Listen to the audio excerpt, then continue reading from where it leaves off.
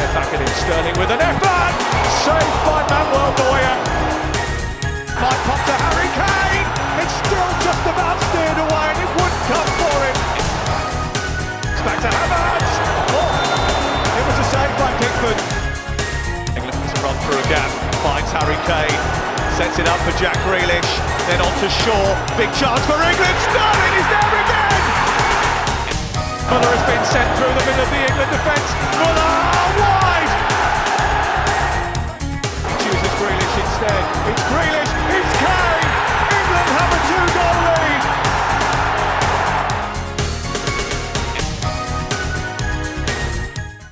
Hello and welcome back to what is sure to be the most jubilant, positive and probably emotionally tiring episode of our Euro 2020 coverage so far. We said it in the preview that it was the big one, and football simply gets no bigger than England versus Germany. However, for once, it was England and the Three Lions who came out with the game victorious, and boy, oh boy, was it absolutely glorious. Thankfully, I was there to witness it in its full glory, and to be frank, I've nowhere near recovered from what was simply probably the greatest scenes I've ever had the privilege to be involved in, but I've got some other people who will give their opinion on the match as well. So thankfully, we've got two England fans joining me, which will should be talking for this match for years to come, but we're going to talk about it little under 24 hours later. First and foremost, it's Matt from Gills in the Blood joining us again. How's your head, mate? All right? I'm all right. Yeah, I was working today, so unfortunately, unlike you, I didn't have the joy of multiple alcoholic beverages. I stuck to one or two, but yeah, still buzzing. Absolutely brilliant performance, and fair play to Gareth Southgate for sticking to his guns and not bowing to media pressure, because I thought we were absolutely fucking spot on. Yeah, pretty much, mate. Bang on. Last but never least, of course, is the man who's had faith in England and Southgate since day one, I think. Jack Shields. Jack, are you calmed down yet, mate?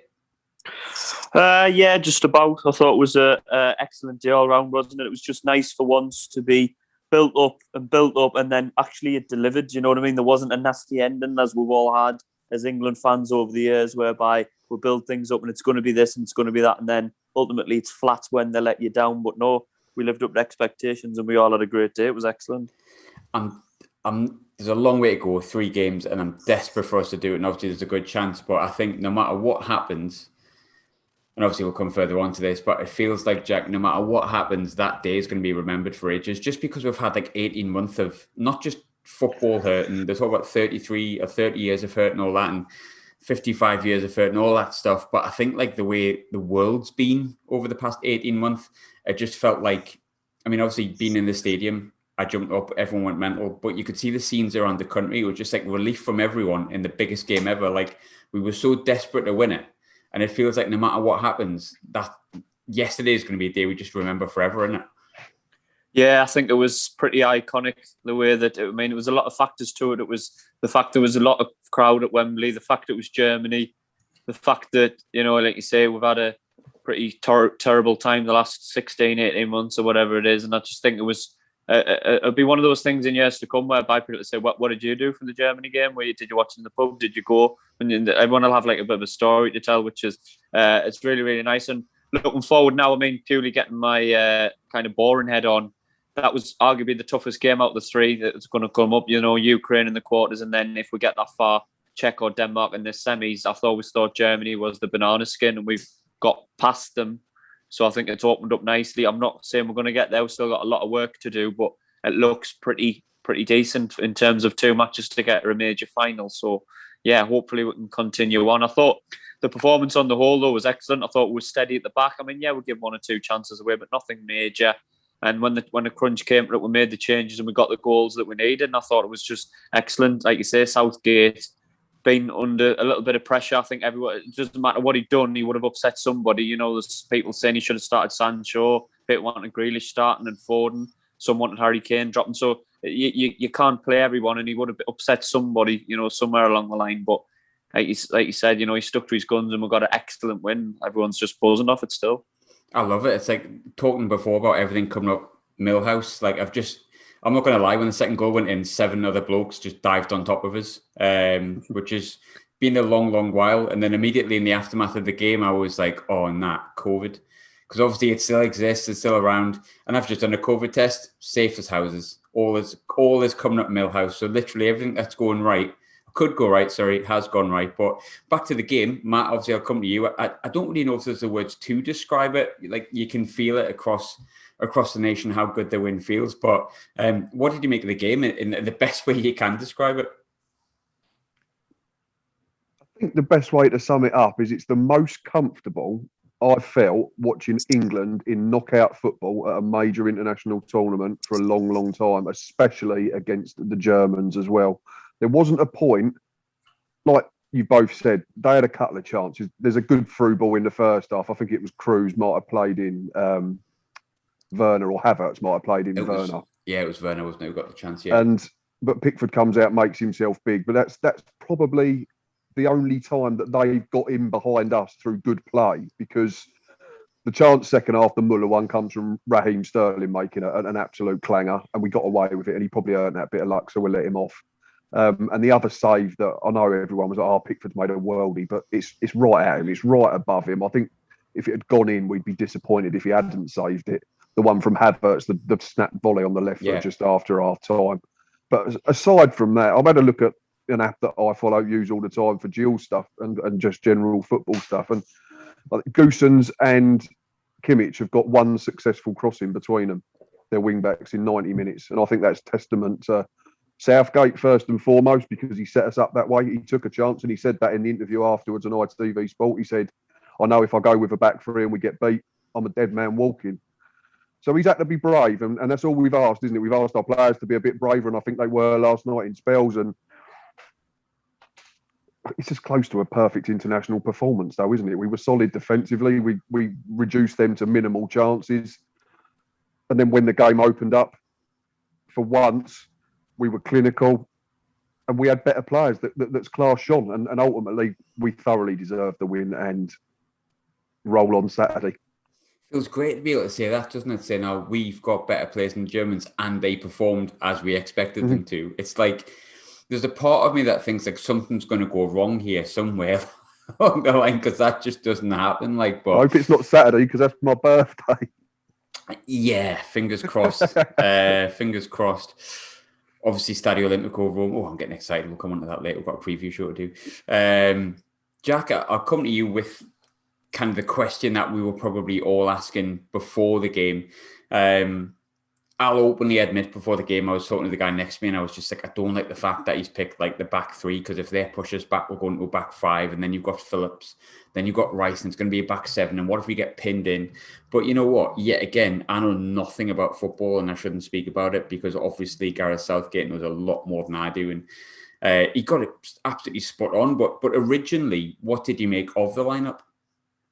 I know what you mean. I'm the same. I'm sometimes a bit reluctant with three at the back. I just think it's not negative, but it's just, I thought he set himself up to really match Germany. And then I thought, I'm always thinking, well, look, if you believe in your team that much, set your team up how you want to play, not to kind of match the opposition. I think you've got to show respect to Germany. Don't get me wrong, they have the capability to be a good team. Their international record over the years shown that even though the individuals as a team might not necessarily be that great, they always seem to hang on in the latter end of tournaments. So I think you have to show them respect. But I must admit, I was a bit like, no Grealish, no Foden to start with, three at the back with the wing backs. But like you say, completely got it spot on. And I think, our full-backs are really one of our major strengths going forward. I thought particularly Luke Shaw had a really excellent game. You know what I mean? I thought he was excellent on the left back position. I thought, the ball he put in for the goal was excellent right away across the front of the goal. I mean, people can say it was an easy ball, but I think the composure that he showed, in that final third, I mean, physically it didn't look like a great ball to put in, but to have that, like you say, that sense of perspective and composure just to play the right ball at the right time. Like, I was right behind that, and you're just begging for that kind of ball. That was just like, just put it somewhere where somebody just has to be on the end of it. Because if Sterling misses it, Kane's putting that in anyway. Yeah, and I think I touched on it earlier, Graham. I think Southgate's he's got a difficult job, because this is one of the better, more open England squads we've got, and we have got a lot of players in attacking positions. You know what I mean? I mean, you think about the so-called golden generation, they're pretty much the midfield and the strikers always pick themselves, didn't they? Do you know what I mean? Mm-hmm. And even a bit later on, but now you're looking at it, we do have genuine options, and I think he's become a victim of that, because there's so many players so many fans, want different players to play. You can only place. You've got to get the balance right. Do you know what I mean? You can't throw all of them on together without having a Jordan Henderson, a Declan Rice, a Calvin Phillips, somebody in front of the back four to kind of, protect it and get the balance right. And I must admit, I watched it and I thought, I'm not sure a match in Germany, I think we should be going all out to win on our own terms. But like I say, nullified them pretty much, restricted them to, one or two half opportunities. And then in the second half, I thought the Germans looked really leggy and tired. I don't know what you two thought, but I thought watching the game, for me, with 20 minutes to go, we looked like the team that were on the front foot and having energy and having, the tempo setting. And they looked like they were shot to me in the final stages. There was a belief in the ground. It was like a belief in the ground when they got into those 20 minutes. I mean, I'm used to it. Matt, you're probably used to it. Jack, you're probably used to it, because we all support football teams that on the whole tend to be less successful than they are successful. And you have that feeling sometimes when you've done well in the game for 70 minutes and you go, oh, I've got a bad feeling here for the last 20 minutes. And I said to the lad next to me, just out of habit, I went, oh, I've got a bit of a bad feeling here. And he went, but do you actually have a bad feeling? And I went, not really, actually. I feel pretty comfortable. And then obviously Grealish, once Grealish came on, they dropped 10 yards back. It was just something about, like, you were all begging for Grealish to come on, but it was the way the Germans' game plan changed as well. They crapped themselves and moved back. It was almost like they went, we're knackered. We haven't got anywhere near them, really. We haven't really struck a glove on them at all. And now they've just brought this bloke on that's just going to take the mick out of our makeshift right back, which essentially, I mean, Grealish is involved in both goals. Not that it was down to him that totally changed the game, but his presence on the pitch, Southgate just nailed it. I mean, Matt, I was listening back to the preview show that we did, and I was asking about the team that you would play and stuff like that. And I think you said, keep it as it is. I would just keep with the same side we had against the Czech Republic. But I think a lot of that came from probably your trust that you've got in Gareth Southgate. Saka obviously stayed in. Trippier came in. Walker obviously was in anyway, but he went into centre-back. Rice and Phillips stayed in the middle. Foden, Grealish, Sancho, all on the bench. I know you're a big fan, mate, but how fair is it to say Southgate got it 110% correct? 2-0 England. That's all you need to say. Yeah. Interesting point from Jack about showing them respect, but not maybe playing against them and having to match them up. But I think that showed that Southgate did trust his players to go one-on-one on every area of the pitch. Because I know Harry Maguire mentioned it and said that we had to be brave and we had to be confident enough to leave ourselves exposed at times, but then we'd have enough cover in terms of pace getting back in. And I think Kyle Walker, for the Muller chance, I know he didn't get there and actually make a tackle, but I just think the fact that Muller probably heard him thundering up behind him quickly and Pickford getting out as well, I think that rushed Muller slightly. Muller's not as good as he was, we know that, but he's still a very good footballer, and 9 times out of 10 that goes in the bottom corner. So I slightly disagree with what Jack's saying. I think Southgate did trust his players, and I think that's why he matched up. And he said, we're good enough, 11 versus 11, one-on-one in situations to be better than Germany. And I think that was proven. But yeah, the bit about, all the options, I think you can't have too many good options, can you? But we almost have, because you only have to go on social media every single day at the moment and it's rife, and someone says it's got to be, it's got to be Sterling, Rashford, Kane. Someone else says it's got to be Foden, Grealish, Kane. Someone else is saying Kane's got to be dropped. Someone saying it should be 4-3-3. Someone saying it should be 4-2-3-1. Someone saying we go back 3. But Southgate sees these players every single day and has done for the best part of a month. He sees them 3-4 times a year. We just talk about it when these tournaments come round generally. So I'm quite happy to trust Gareth Southgate to continue getting it right. And I tweeted this morning and said that his record now as manager in tournament football is 6 wins from 11 games. We've only lost 3 of them 11.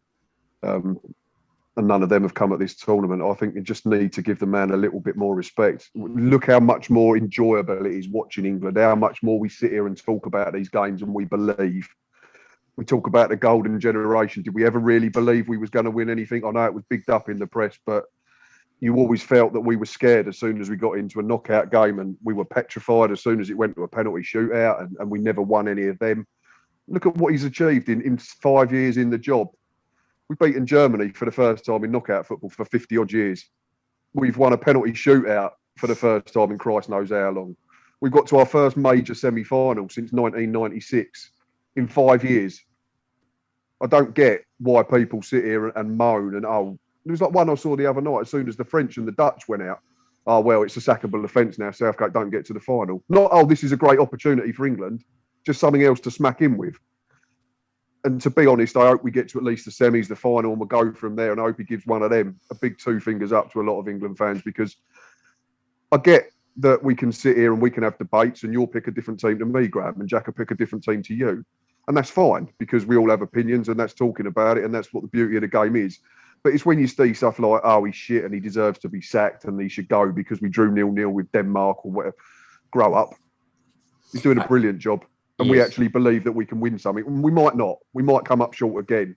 But the difference is now than it was under Hodgson, Capello, Ericsson to a degree. We genuinely feel that we've got a group of players now that when they go onto that pitch, they can beat any football team. And I think Germany last night, that victory has only emphasised that a bit further. We've got a wonderful chance now. But that doesn't mean we're just going to turn up Saturday and roll Ukraine over and then roll Denmark or Czech Republic over and the trophy's as good as ours because the final's at Wembley. We've still got to go out and work bloody hard 3 more times. But if we do that, we've got an unbelievable chance of something really magical happening. Obviously, I think we spoke in the preview before the tournament, the England preview specifically, Matt, about how we both didn't really understand where the Southgate dislike came from. I mean, don't get me wrong, I was complaining about what I thought looked like a back 7 when it started yesterday and stuff like that, but I'm so for Gareth Southgate and so for what he's done. Because I think for the first time in ages, I think I kind of disconnected, not completely, I still cared, but the national team, back when we had a specific set of players, I won't pinpoint which ones I mean, but I sort of had that, we'll get the quarters or we'll get knocked out. South Africa, that tournament, I think it was South Africa got beaten in the group stages, and I just disconnected a little, and I just got a bit like, I don't really like these players. I don't feel like this is the England I fell in love with in Euro 96 and World Cup 98 and France 98. And one thing that Southgate has done, these players do play for big clubs. They play for City, they play for United, they play for clubs that in general I don't like when it comes to league football. But I like this squad. I like this national team. I like what they stand for. I like them as people.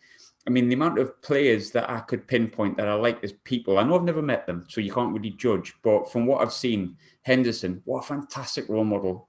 Fair enough, I'm biased, but Raheem Sterling, in my opinion, could end up being a legend by the end of this tournament. And a fantastically likeable character, like brilliant bloke.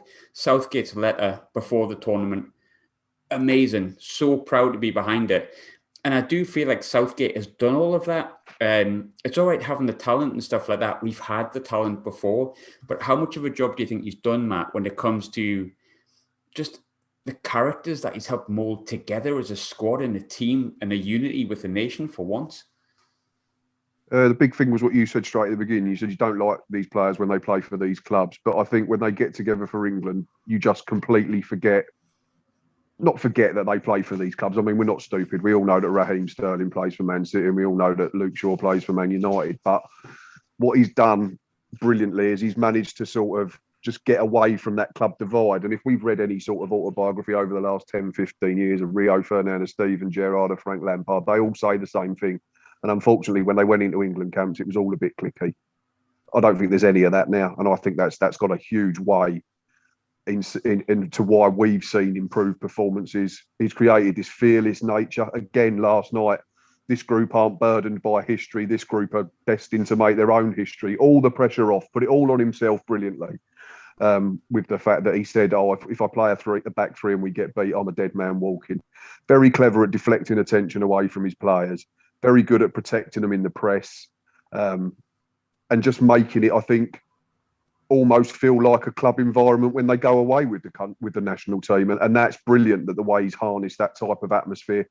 And it shows in the results, doesn't it? Because we haven't beaten Germany for 55 years in knockout football, and we beat them relatively comfortably last night. And you can sit here and say that Germany, are on the decline, and they are, and their manager was disappearing after the tournament. But we still had to be at it, and we still had to be very good to beat a German side that's full of very good players.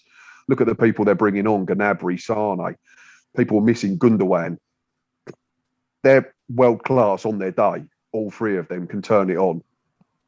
we made them look relatively ordinary on the whole, and I think that's credit to Gareth Southgate, his backroom staff, and also the players as well, obviously, because they have to buy into everything that he's trying to do. Yeah, I love him. Great, love him. What a guy. Jack, there's loads of post-match interviews you could go to. The Sterling one was brilliant. Harry Kane, just listening to the crowd, was amazing. But the one that really got me, Jack, was with the man we've just been speaking about, Gareth Southgate. Obviously, Southgate's missed penalty in Euro 96 is something that, you know, I know as a journalist, that's something you would ask, and redemption and all that kind of stuff. And his answer to it, did you see his interview, Jack, after the game? I didn't actually know. I would be going brilliant. into a blind. What did he say? What was it on the long lines So of? basically, they asked him. They said, you know, Euro 96, the missed penalty, and so on and so forth. Do you now feel like, you know, that's kind of like redemption and so on and so forth? And his answer was brilliant. He said, at the end of the day, he said, I seen David Seaman on the big screen or something like that in Euro 96, and he said, that still happened in Euro 96. I can't take that away. That hurt still stays with me. I can't change it for my teammates that I had then. But we have managed to do today is put the smile on the faces of the fans that may have felt it, and something along that line. And his answer, considering he was asked to sort of snap bang after one of the probably the most emotional game of his management career and probably his whole career in general, was so well thought out and so clever and so articulate. Matt touched on it before. What I was going to ask was the way he deflects pressure from everyone else and takes it all on himself and remains calm and composed and measured. How much do you think that's helping the side just not feel any pressure? Yeah, I think so. I think he really has a real connection and empathy with the England players that you haven't maybe seen with other England managers. I'm not going to go into it because it's the foreign thing, but particularly Fabio Capello and Sven-Göran Eriksson and Roy Hodgson. I mean, with Eriksson and Capello, they're probably not as familiar with the culture of the England national team like Gareth Southgate was, and Roy Hodgson might have been, but I think his age counted against him. I think with Southgate, you've got an England manager that really knows England football history and international football inside out. Do you know what I mean? Let's not forget he managed the under-21s. He knows the development stages. He knows what being an England player at a high-level tournament is all about. And I think the fact that he does, as Matt says, take the pressure off the players, I think he understands and kind of empathises with them what it's like to be an England player at a major tournament. So he knows what you're going to be feeling and what things you're going to be getting in the press. And I think the way that he does that is he just kind of, like you say, takes the pressure off, makes it about him from time to time, but really just lets the lads go out and play football. And I think ultimately what strikes me is, I mean, yeah, there's no clicks like, you know, we've touched on, but I think the lads just look happy. To me, they look like they're not burdened. There's no kind of, you know what I mean, with the old golden generation, you got the feeling that it's England. You know, it was almost like a distraction. It was an inconvenience to the careers, and they couldn't wait to get back to the club careers. Whereas now, you get the feeling like these England lads really, they love playing with each other. They love spending time with each other. They're all, not all of them, but a lot of them are a similar age, and they've kind of developed together over the last few years and had good experiences together. And that can only be a good thing, because I think winning breeds experience, and the culture around winning becomes more of a thing that they want to achieve, but becomes more familiar to them. And I think the more you win, the better you get at handling the wins and handling the pressure. Do you know what I mean? I think last time was a big one, the World Cup. For us to reach a semi-final there now, I think the players will be in a far better position now to deal with kind of building through a tournament and maybe expectation and pressure going up a little bit. And I think they'll know how to cope with it a little bit more. But yeah, it's just nice to see an England team full of players that you can get behind, and there's no horrible players that you don't like, and you think everyone there's a likeable character to a certain extent. And I think it's just so positive and refreshing to see. I mean, I've going to like England teams again. I lost touch. I don't know about you two lads, but for a few years under kind of the back end of the Roy Hodgson era, from Capello through to Roy Hodgson, and the 4 or 5 year before Southgate, I wasn't really. I mean, I was an England fan and I watched the games, but I was never really. But whereas now I feel like I'm getting the passion and the joy again. I mean, the scenes last night in the pub I was in was just phenomenal. Like everybody hugging and enjoying each other, and yeah, it was just great to see. Class, wasn't it? I mean, so honestly, like, it's no secret I love Sunderland. with all my heart. I love Sunderland, but yesterday I've just never been in a scene like it, and it was just class to see people hugging, kissing, like doing things that maybe like the government wouldn't enjoy seeing, but who cares? Like that's what football should be, and just like the way that the whole stadium erupted. That was more than 40,000 in there. It was just, but like I say, it's not I was at the game, look at me. I was there, but the scenes around the country were just as good. Like, you've all seen the pints go up in the air, but there was less pints going up in the air and more just raw emotion. And I think, going back to the thing that we've all said, Southgate's done that. Southgate's created that. These players are enjoying getting interviewed. You can see it. They're enjoying being on camera. The footage of Henderson celebrating the goal. Jordan Henderson must be devastated that he can't get in the team. What a player Jordan Henderson is. What a character. But when you've seen him on the touchline waiting to come on and celebrating that, I think it was the second goal, all you can see from him is how desperate he is for the team to do well. And I know Henderson's a good example of a team captain. You maybe expect it. But there's a lot of players in that squad. Jude Bellingham's like the first one to dive on top of Raheem Sterling when that goal goes in. Do you know what I mean? And he's not played a minute of tournament football, and I know he's got tournaments to come, but like the whole squad, the faces of Kyle Walker, the faces of Mings as well. Mings, yeah. He got dropped after 2 clean sheets, and he was one of the first ones in that bundle. And that, I think that's the camaraderie that's, like you say, that Southgate's harvested, and it's brilliant. It's just great, isn't it? I mean, the big one for me, Matt, which was perfectly goes on to this, Raheem Sterling. Hey, look, we all know he's received critics, and I don't just mean from papers. I mean, there's fans that critique him and, he does this, does that, and the other. And I thought he was poor against Scotland. But in general, he's probably been our best player throughout the tournament.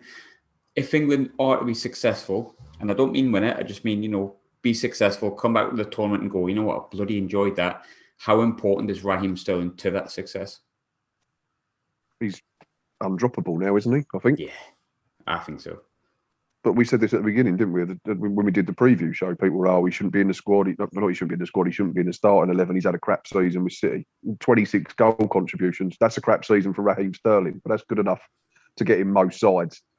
But his form for England over the last 2-3 years has been phenomenal. And I think I saw a tweet today someone put up in terms of goals for England, but competitive goals compared to what they've got in total. 100% of Raheem Sterling goals have come in competitive games, not one friendly goal. So he turns up when it really matters. And I think he's still got a huge part to play. The Ukrainians are going to be, they're not known for being pacey, are they, at the back generally? And you get this sort of stereotypical idea of Eastern European sides that they're going to be a bit nasty. And if there's someone that's a bit quicker than them, they're going to try and boot you up in the air. But I think he's going to have another huge role to play in that game. As is the man who opened his account last night as well. I think Harry Kane, that it couldn't have come at a more perfect time for him to get underway in the tournament, because he wasn't having a great game again. No, had that chance first half where I think if we got Harry Kane that's full of confidence and he's already netted a couple in the tournament, he probably just side foots that in behind across Noel with his left foot into the bottom corner. But he's taking that extra touch. But you mentioned that interview afterwards where he just stood there and was looking around as if to say, is this really fucking happening? Because this is unbelievable. This is wonderful. And we've all missed it, like you've said 1,000 times. And for you, it must have been unbelievable to be in there. It was good enough watching it on the telly. And for them players, it's only going to give them a lift, isn't it? And we know if we can get through the travel of Rome on Saturday, we're back home for the final 2, if it is to be a final 2. So, but yeah, sorry, gone off on a tangent. Raheem Sterling, probably the most important player in the squad at the moment, along with Jordan Pickford. Yeah, I think so. I think it's been incredible. I mean, me and Jack probably are far too biased to talk about Jordan Pickford, but Jack, that was actually my next question. Pickford, talking about people that have been critiqued, I reckon there was more of the English public and media that felt, specifically Lee Dixon, if you listen, that felt that Jordan Pickford should not be England's number 1. 4 clean sheets, a couple of outstanding saves already. His footwork is hugely important to the way the team plays. Jordan Pickford is 100% England's number 1, isn't he? Yeah, can I just touch on Sterling as well? I think form also plays a big part in tournaments, and now we've got a player who's banging form. We've got a confident player. He's got 3 goals. He's getting in the final third. He's creating problems, and I think I know when it was said out teams last week, I don't think I named him, but I think I couldn't believe it when I look back. It was crazy for us not to name him. I think now he is becoming that undroppable player. He's in form. He's playing well. I think as England players, though, I think sometimes you get a narrative with certain players, don't you? And it's like with Jordan Pickford, he's rash, he's poor, he shouldn't be in goal. And it's like, well, hang on, let's look at the facts here.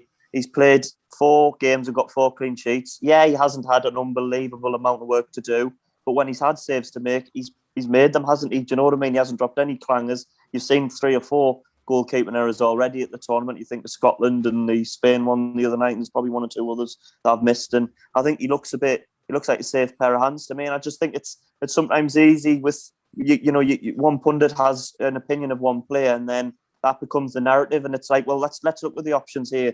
I mean, Henderson, okay, decent goalkeeper, but is he better than Jordan Pickford? No, he's probably not. He might be in the future, but not at the minute. I don't rate Ramsdale, the other goalkeeper. Nick Pope's injured anyway.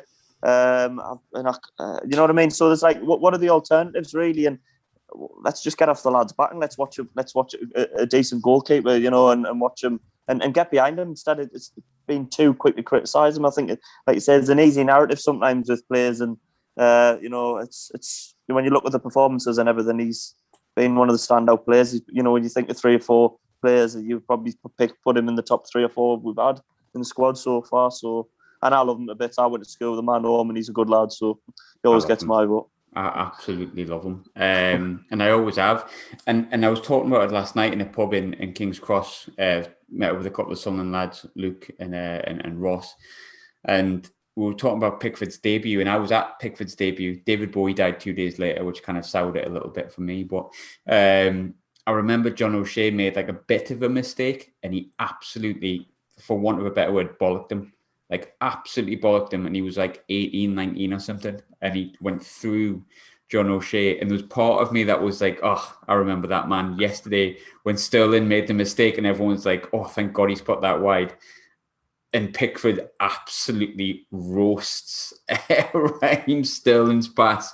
But then immediately afterwards, it's kind of like, right, it's all right, just didn't do that again, right? Like, and there's something about Pickford that's like, we've talked about leaders on the pitch and how important that is. And I feel like Germany has stereotypically been the side that's had leaders all over the pitch. England have got it from the back going forward. There's captains all over that pitch. And I think they're not frightened to call each other out, but they'll back each other up just as much simultaneously, won't they? Yeah, I think it shows.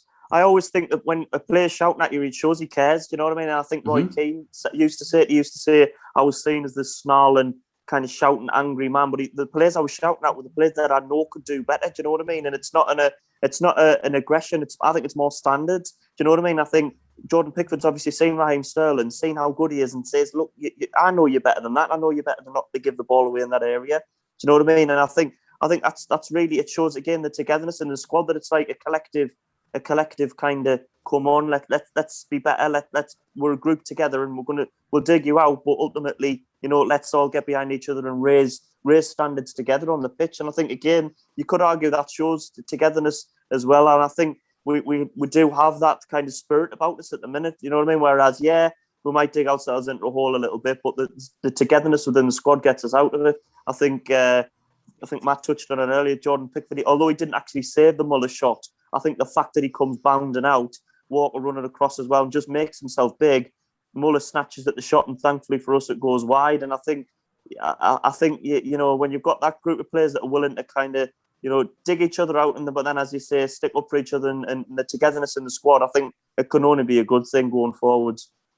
Great. I'm just happy. I could just speak about this endlessly. I'm just happy, but aside from the goals, the celebrations, and all the good stuff, a huge moment yesterday that I'm going to remember till the day I die was undoubtedly Thomas Müller, or Thomas Müller, should we say, putting it wide after going clean through on goal. In the stadium, I've got to be honest with you and say everyone just went literally for like that 5 seconds whilst he ran forward. But Matt, watching the game on the telly, describe your emotions to me when he's bearing down on goal. Pretty much that, and praying and crossing everything possible, but there wasn't enough time really to do much, was there? Suddenly Sterling's been had it pinched off him. I think it's Havertz that gets Muller in, for all the world, it's 1-1, isn't it? I think we'd sort of resigned ourselves. You've seen the videos on social media today, the German fan parks, they're celebrating. They're convinced it's in. Some of them are jumping around and can't believe that he's missed. But I think I probably stopped breathing for about 3 or 4 seconds and then fell off the front of the sofa when it had actually gone. Because even when it went wide, I thought, no, he's definitely scored. He's going to run off, celebrate, because this is England and this is Germany, and that's how it goes. That's the narrative, and that's how the script's always written when it's England against the Germans. But yeah, I don't think it bears thinking about what the game would have been like in the final 9 minutes if it had gone to 1 each. But thankfully, we earned that bit of luck. Raheem earned his bit of luck. And then we got ourselves back on the front foot again. Maybe in an England team of the past, we'd have probably gone into our shell and dropped a bit deeper and probably invited it on the last 10 minutes. But we didn't. Like Jack mentioned, Raheem got an absolute roasting off Jordan Pickford, but then it was done. We forget about it and we go and try and improve and go the other way. And we did that. And we scored a very good second goal, didn't we? And I think we have to talk about Jack Grealish a little bit as well, don't we? Oh, I honestly, I could marry the bloke. I love him. When I first got into football, and we're all the same, you have that player that just really, really, really excites you. I mean, Jack, you'll remember Stefan Sessegnon. For you, Matt, off the top of my head, Jordan Graham, pace, power, getting around someone. That's what you want to see. And Grealish is tricky. He's kind of entertaining to watch. He's got that kind of lower socks down and like he's high up shorts, and he's weird little look, and he's odd hair, and he's just fast, and he gets into space and he opens things up. And he's on our bench. But yeah, Matt, we do need to speak about Jack Grealish, because how good was he when he came on yesterday? How much did he change that game? Phenomenal. I think that's 2 assists now, isn't it? Out of the 4 goals we scored. 115 minutes, 2 assists. And it's also him that plays in Shaw for the cross for the Harry Kane goal. For the Raheem Sterling goal. So he's having an impact, whether that's from the start or whether that's off the bench. And I think there's going to be a tendency to maybe look at going back to a back 4 against Ukraine, because we're going to be the one that's going to have to go and make the run in. I think last night we could afford to play on the break, let the Germans come onto us and then pick them off with the pace that we knew we possessed against an aging and unreliable back 4, for want of a better back 3, sorry, for the want of a better word. But Ukraine, we know, are probably going to do what Scotland did, do what the Czech Republic did. They're going to get behind the ball and make it hard and say, come and break us down, and we'll play on the break and we'll try and play for extra time and penalties or something like that. But I don't think there's an England fan who knows anything about the game that will be disappointed if Jack Grealish starts on Saturday evening at 8 o'clock, because, and we've had it for years, haven't we? We have it in all sports. We've had, the closest to Ian Botham was Andy Flintoff in the cricket. We've had who's the closest to Gazza. People have come and tried, and Ross Barkley got named a couple of years ago. There's been others throughout the years. There's something about Jack Grealish that's just a little bit throwback and a little bit, like you say, it's a bit old school, isn't it? Socks round by his ankles because he can't get them over them massive calves. The hair, the almost arrogance of he knows that he can beat anyone, but not in a bad way. He just plays the game like he's in the park with his mates. That's the way I look at him. And like if he makes a mistake, he thinks, fuck it, I'll get the ball again and I'll go and try again. And I can understand why Southgate was probably reluctant to start him last night, because where would you fit him in that system? You'd have probably had to take out Saka or Sterling, who were 2 of our best players against the Czech Republic. But I think if we go back to a back 4, you probably take out, it's got to be Walker or Trippier, hasn't it? And I'd imagine it'd be Trippier after Walker's performance last night. So you go Walker back to a right back, and then you could play Grealish in the 10. Because you can't drop Shaw either. I thought Trippier was great yesterday, but you can't drop Shaw. I think Shaw was brilliant yesterday, and I'm not his biggest fan. First half he was good defensively. Second half he started getting on a bit, didn't he, when the game stretched? And I think I tweeted last night and said that's the highest he'd got up the pitch, and we score from his cross. So yeah, he was absolutely spot on. I see the Sky Sports ratings and a couple of 6s, and I thought, give Kyle Walker a 6, Luke Shaw a 6. Are you having a laugh? I thought everyone was unreal. I know. But then people get too picky, don't they? I don't always get this thing that someone's got to be at fault if there's a chance conceded or a goal conceded. Oh, Walker's out of position for the chance for Werner. Or is it just a bloody good through ball? Yeah. That's what it is. And sometimes you just have to say you've got good players and they're going to pick you apart from time to time. That's how it is. But for me, back to the subject, Jack Grealish, if you ask me now, does he start against Ukraine? 100% yes. Yeah, me too. I think he's in front of Mount, and I think he's in front of Foden now.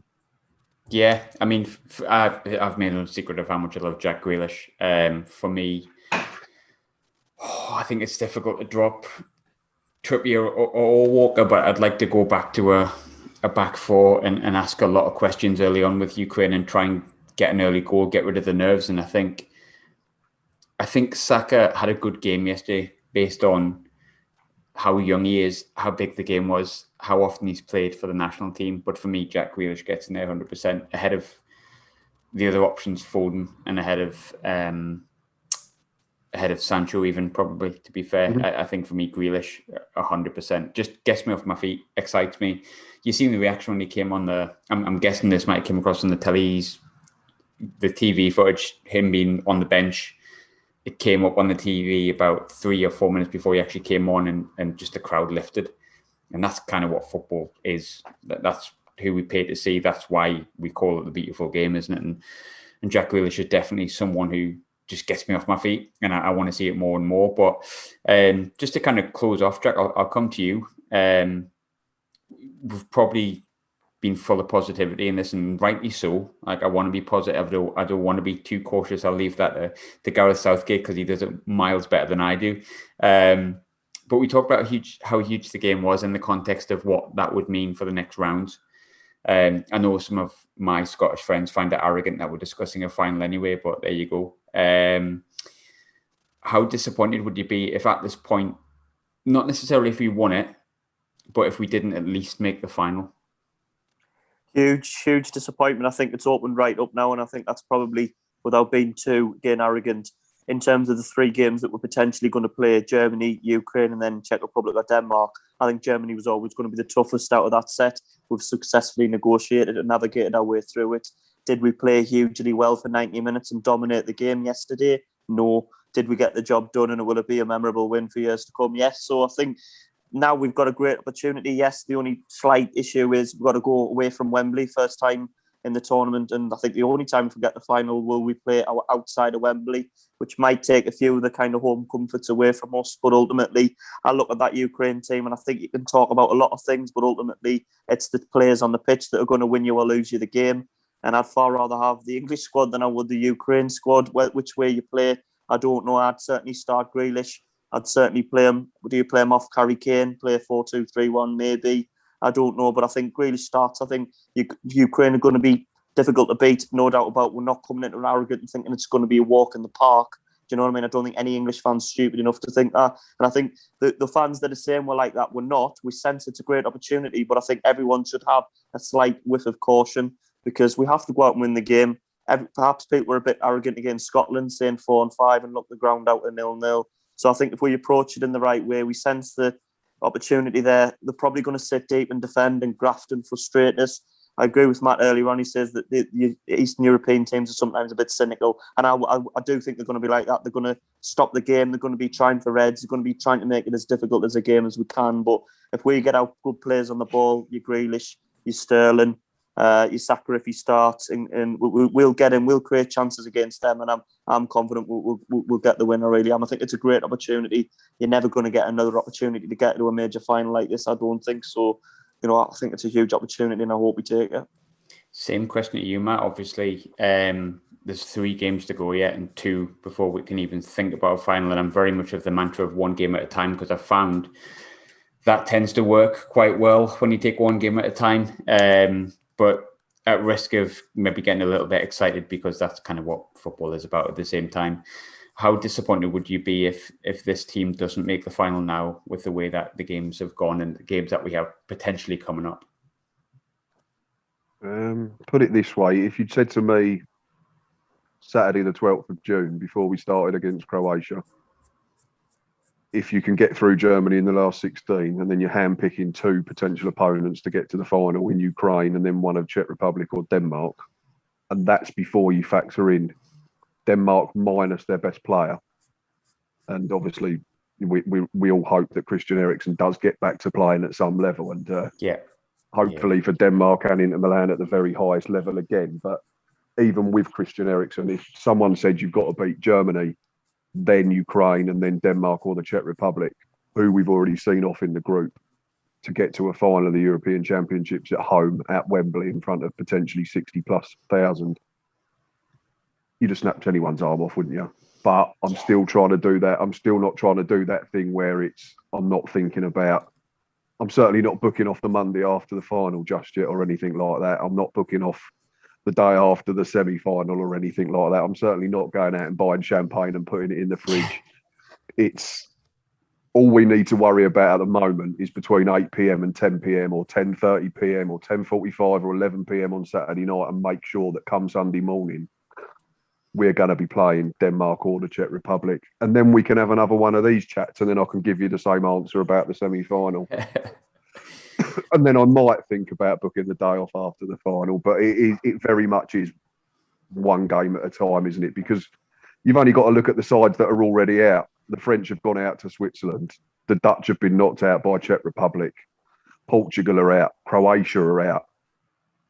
That could be us if we turn up and think it's all done and we've just got to roll Ukraine over. But I think, like Jack alluded to, Scotland 0-0 and then winning the World Cup that Friday evening a couple of weeks ago has probably done us a huge favour, because that was the night where maybe we did turn up and the attitude was just a tiny % or so off. And we've realised you can't afford to do that. You've got to be at it from first whistle to last every single game. It's European Championships at the end of the day. These teams are there because they're decent and they've gone through a qualifying process. Some are better than others. That's how the food chain works in every walk of life. But it's going to be tough. But again, I'd much rather have England's squad than I would Ukraine's squad. Yeah, same here. I don't think I really answered your question. Fine. I tried not to. It'll do.